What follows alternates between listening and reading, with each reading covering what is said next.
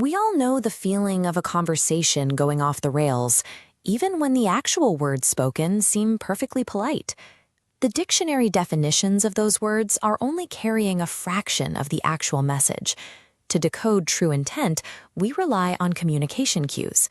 This radar graphic maps out the invisible regulatory signals that tell listeners how to interpret a message, divided into 4 main categories. First, we have the verbal and nonverbal quadrants. A phrase changes meaning entirely based on your pace, your vocal tone, or the physical distance you keep from the listener. But those actions happen within a broader environment. The physical context, like the quiet of a library versus a crowded stadium, and the underlying social norms dictate what is considered appropriate before anyone even opens their mouth. When you understand how these 4 categories interact, you gain a reliable system for navigating complex interactions and ensuring your intended message is exactly what the other person hears. Sometimes the literal truth is uncomfortable. Euphemisms act as a linguistic filter.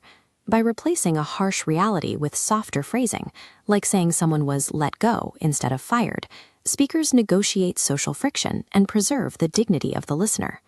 While a euphemism softens reality, a proverb distills it. Proverbs are highly structured, concise phrases designed to pass down moral wisdom across generations. The language is often metaphorical, but the core advice is universally understood. Idiomatic expressions operate differently. If I say someone hit the nail on the head, translating those individual words won't help you understand that the person was exactly right.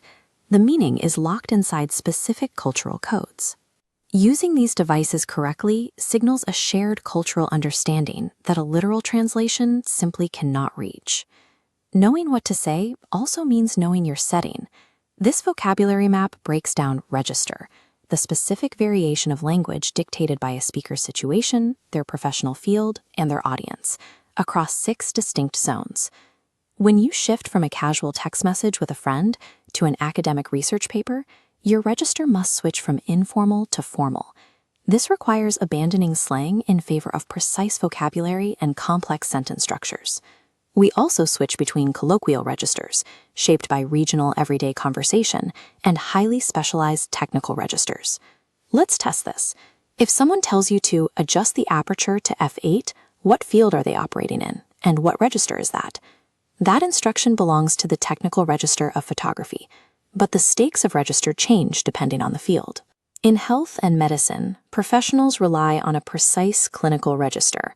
Clear, unambiguous terminology is used to convey diagnoses and treatment plans, where any misunderstandings can carry very serious real-world consequences. Failing to adapt your vocabulary to the correct context causes friction. Contextual adaptability is the hallmark of a professional communicator. The same strategic awareness used to read a person's tone or body language applies to the page. The ability to anticipate an audience's needs is formalized in debate writing, the ultimate test of persuasive logic and structured thought. These central pillars support your entire position.